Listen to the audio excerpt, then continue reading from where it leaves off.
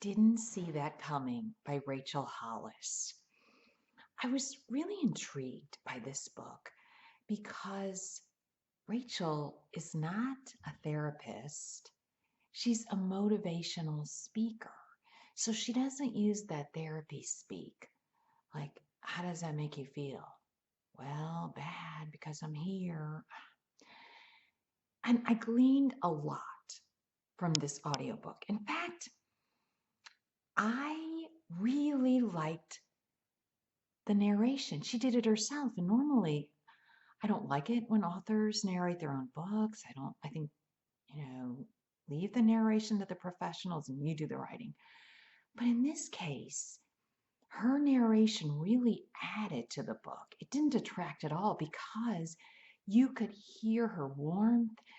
You could hear her compelling message by really getting her personality. So it makes you relate to her and her message much better. That's my point. Her message really took this to heart. She pointed out that if you're going through something and someone says to you, well, are you okay? And you're like, oh yeah, I'm fine.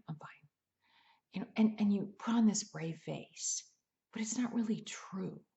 And so basically, you're just pushing your feelings aside and you're acting like the trooper. When no, tell people what you really think and allow yourself to grieve, whatever it is, even if it's the least little thing. I think that if other people are experiencing worse problems, we diminish our own. And you shouldn't do that. Whatever it is, it's your problem. You're dealing with it and you have a right to. So it's like she gives you permission to not be okay. But here's a caveat. Don't wallow in it. Give yourself enough time to get through it and then find the joy in little things. Say you've lost somebody and you can't do anything without thinking of them. That's not what they would want. And she says to find the joy in little things because they would want that.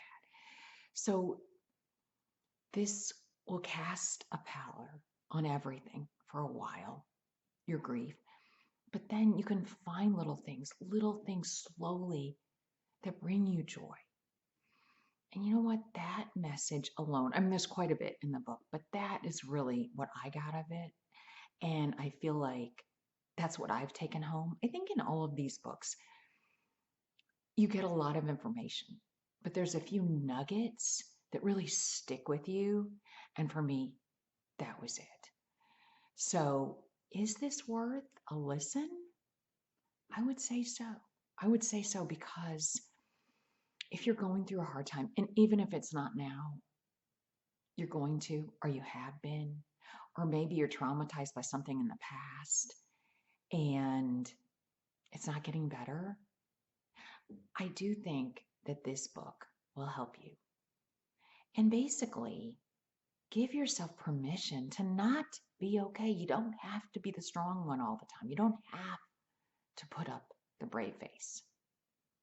I'm Marie Dubuque. Thank you so much for watching, and I'll have another review of another self-help or how-to audiobook next time, so don't forget to subscribe.